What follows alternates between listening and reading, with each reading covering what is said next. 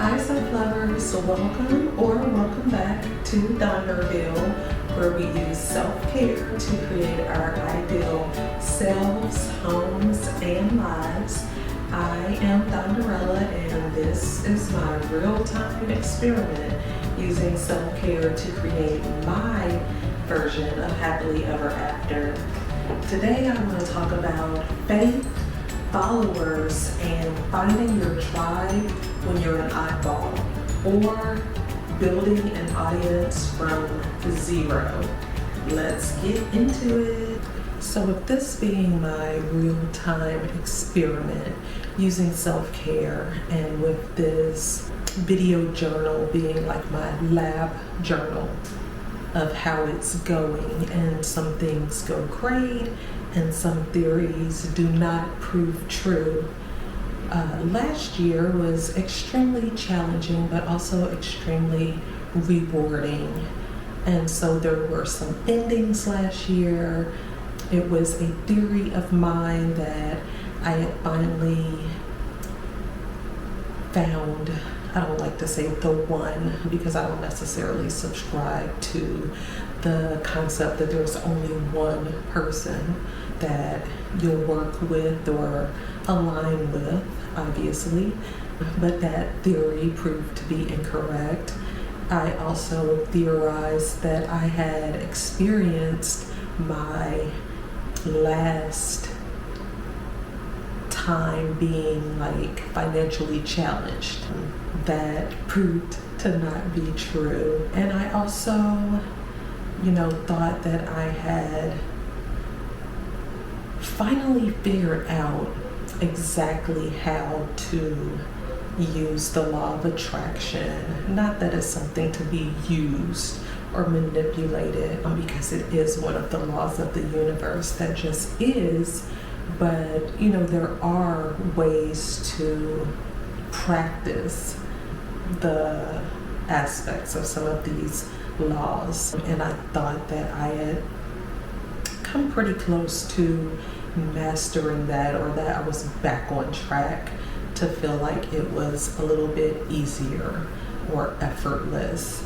And that has proven to not be necessarily true as well. So with the concept of faith, I had started to feel like, with looking at YouTube and some of the things I was coming across, and there seems to be this trend of like so many, I call them new Christians, because I was actually born in the church. I was born into a very strict Christian denomination.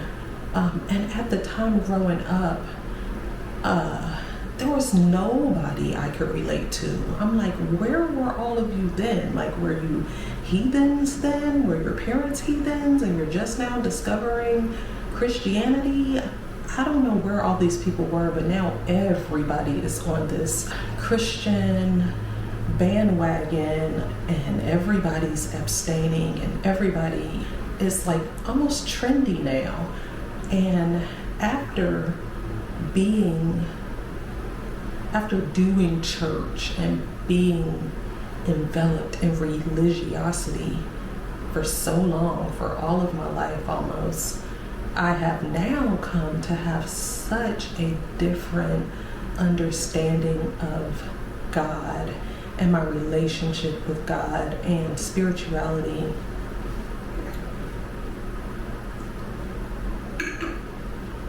So there are certain like almost triggers that I have when somebody starts to speak about God or their religion or their understanding of God. So now it's like when I'm wanting to connect with someone on an intimate level or in a romantic relationship, I want somebody who's the male version of me, like me as a man, almost me with like masculinity. But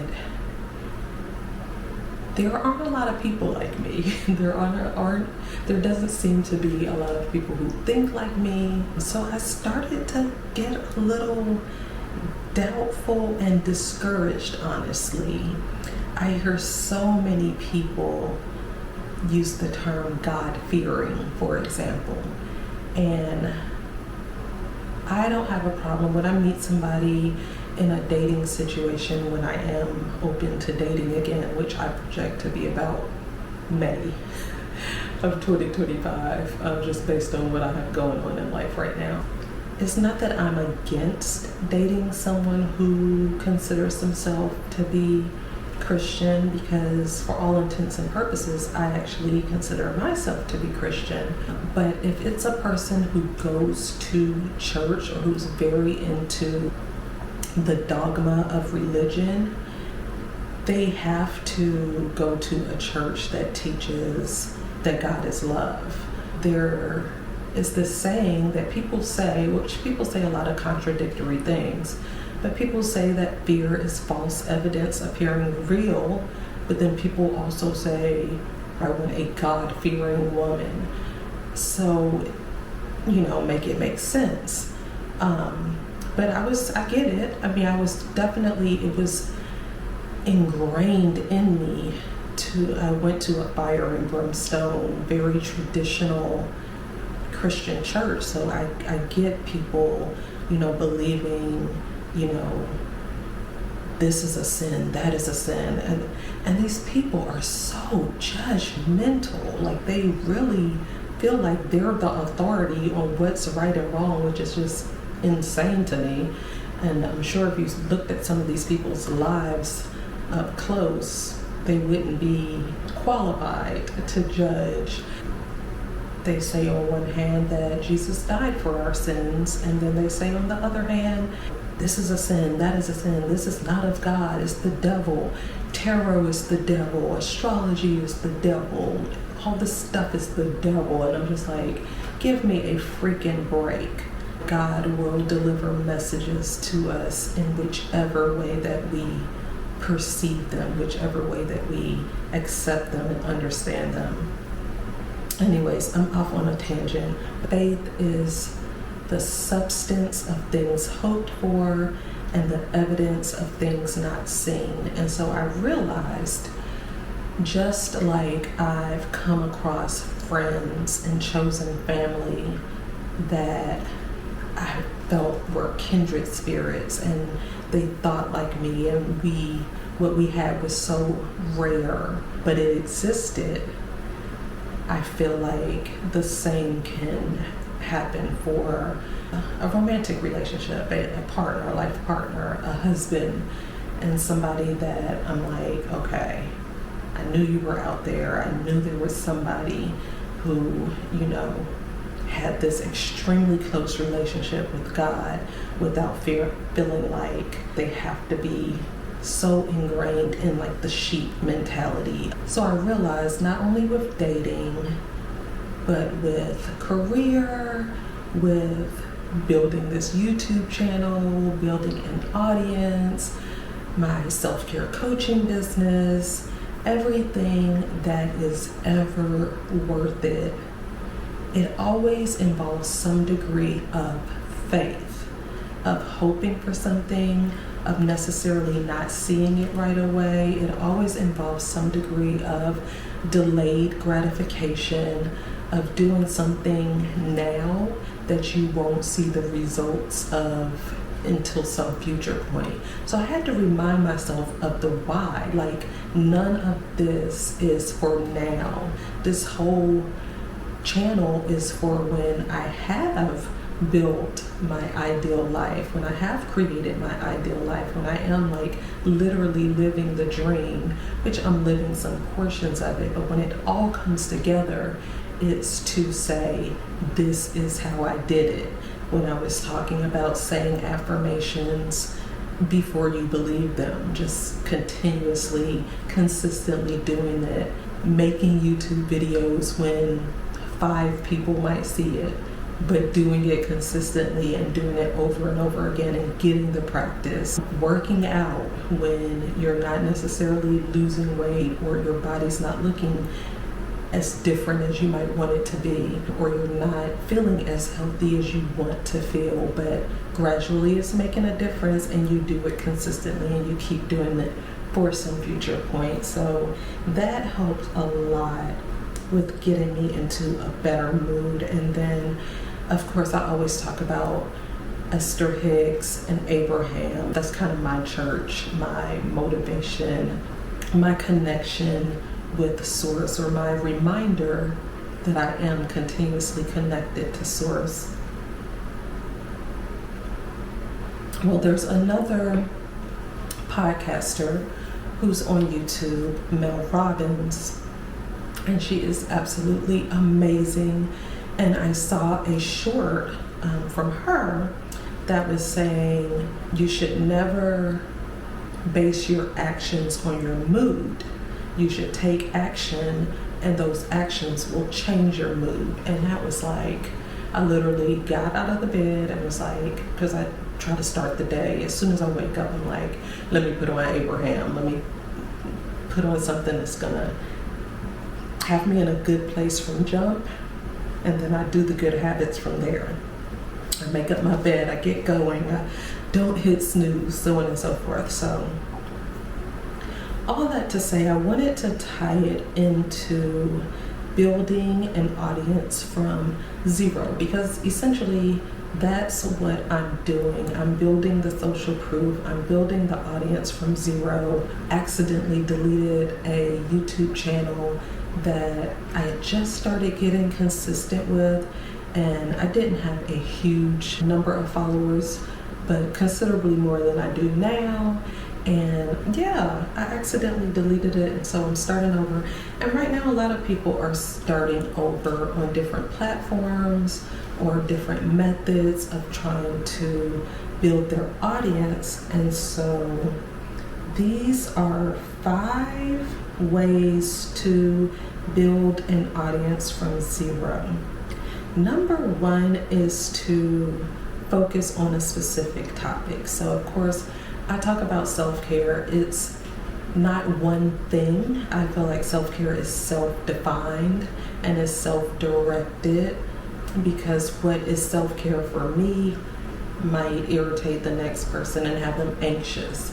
I love Afrobeats and I'm a piano, so I dance to that music and I feel so much better, and that is self-care. Like if I'm not feeling great, I'm like, I know what I need to put on. There's other types of music that I love, because I love music and literally almost every genre, but some of it I listen to and they might say, I love rap, I love trap rap, but they might say something, and even if it applies to me, it will trigger me to think in a certain way. You know, if they say a bad red bone, then I'm thinking, oh, well, that's colorism, and my niece is brown skin, and what about the women who, like, why would you base somebody's attractiveness on their skin complexion? Down the rabbit hole of whatever. Piano, almost no words, just music that just has you just feeling like life is amazing. Afrobeats, so affirming, like all the African women are beautiful and they trying to spend their money on you and marry you. I don't care. Tell me the lies. I'm eating them up with a good beat. Whatever your topic is, that's what you are consistently focusing on. So, you know, when I talk about using self-care as a tool, it's because of the concept of life is pretty much uncontrollable. But when you feel out of control or when you feel down, you should focus on what you can control. And I've determined for me that I can control how I treat myself. I can control whether I do yoga or whether I meditate. And that in turn starts to make me feel more in control in other ways. So I may talk about buying a home, with a down payment assistance program, but essentially that still ties into self-care, working on your financial health or your financial life and your budget and your environment and your space, and soon you're in a place that you love and your life looks closer to that ideal and you feel more like your ideal authentic self. So whatever your topic is, even if there's a range of subjects, they're within that topic. Number 2, consistency is key. Y'all, I swear I'm working on that. I'm always working on that. And what we do in one area, we do in all. And so I'm getting better. I'm getting better at consistently doing the things that work, even when they're working. So sometimes, and I don't think I'm alone in this, when something is like, say you're working out, going to the gym, you start looking great, feeling great, and you start feeling like you need it less, and you might slack off. And then you'll tend to find that, other things start falling apart or falling by the wayside, and you're like, oh, why did I stop doing what was working? So you have to be consistent. Number 3, create high quality, engaging content. High quality just speaks to like taking time with your editing or being consistent with a certain format or a certain setup. I mean, essentially you got to work with what you got. So everybody may not have the means to get the best equipment or the most expensive setup, but use what you have and make it high quality. If you don't have the money for the best equipment, then take the time to really learn the ins and outs of like the free editing programs that are out there. So typically in anything, you're either going to spend the money or you're going to spend the time. And lighting's always one that's like, you can take a lamp and take the shade off of it and put it, right now I have a soft box, I think that's what it's called, but I also have a lamp. When I need it to be brighter, I take the shade off of it and just have it just kamikaze style. Number 4 is optimize your videos for search. So you want to look into, you can Google SEO optimization. You can look for things like TubeBuddy. There's a bunch of different platforms that help you with figuring out the best keywords to put into your video title, in your video, the thumbnail, the description, and how those things should be consistent. There's that word again. You want to make sure when people are looking for your subject area, your topic, your niche, that they're finding you. So you're including that every time I post on Instagram. I hashtag self-care. I just want that to always be one. It keeps me making sure that I'm on topic when I'm posting, and usually I can tie everything to self-care. It's an art, it's a skill of mine. And it's just always on the forefront of my mind. But you want to make sure that you are optimizing your videos for search. And number 5, engage your audience, and just be consistent with that. I ask for the audience to subscribe, like, and comment. You ask questions like, what are some things that you've found helpful for building your audience, or what are some ways that you have remained encouraged when your faith started to wane, or things like that. And you have to be consistent, because I don't think I've ever gotten an answer to the questions that I ask. But then again, I don't have a huge audience. But you do it over and over again, it becomes second nature. And one day somebody's gonna say, they're gonna comment, and then part of engagement is that you reply to their question or their comment or their answers, and it goes back and forth. It turns into a conversation, and people don't feel like you're just talking at them. You're actually offering content that is helpful, and it helps you build an actual community. And so that's part going back to the finding your tribe. So even though you may feel like the oddball or the black sheep, there are others out there that will align with your message or your personality or your way of presenting information or whatever it is. And they may know somebody that's like you or who aligns with you or who needs what you're offering. And you'll start to build your tribe and your community that way. One thing I have been wanting to get into, I'm going to get my new deck. It's my new favorite. So I'm teaching myself how to read tarot, not to do readings or anything like that for the public, just for myself. Because like I said, I feel like God speaks to us in any way that we will listen. I feel like you get signs and messages all over the place through all types of ways. So I just want to pull a card and see what the message is. It is temperance. So let's see.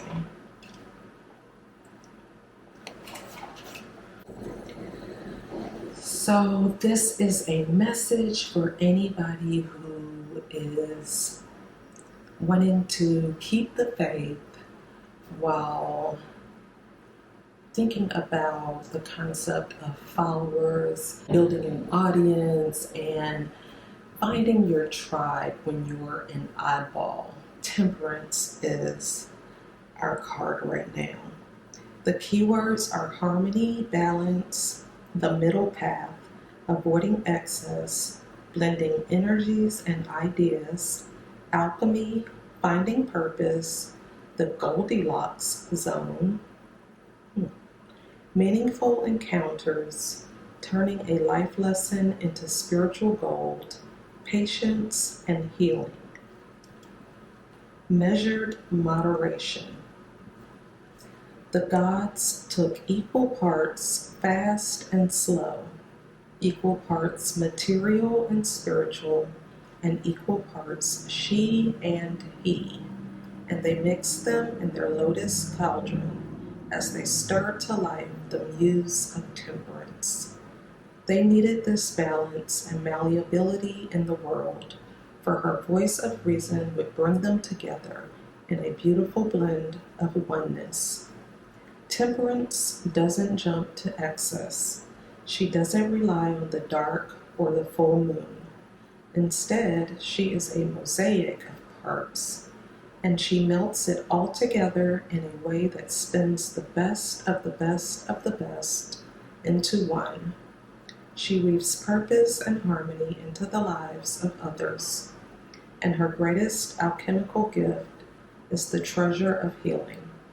She reminds you to turn despair into the gift of patience and blend the need to thrive with the need to enjoy.